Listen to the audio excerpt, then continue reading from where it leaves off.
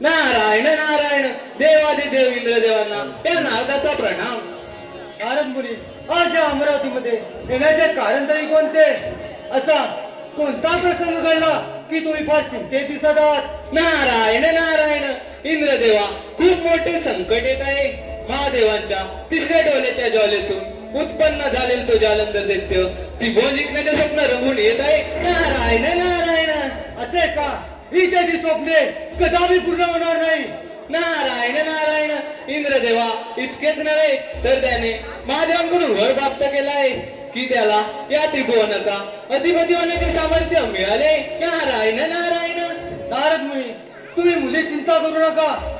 हा देव इंद्र या अमरावतीचे रक्षण करण्यास समर्थ आहे. तर मग मी येतो. नारायण.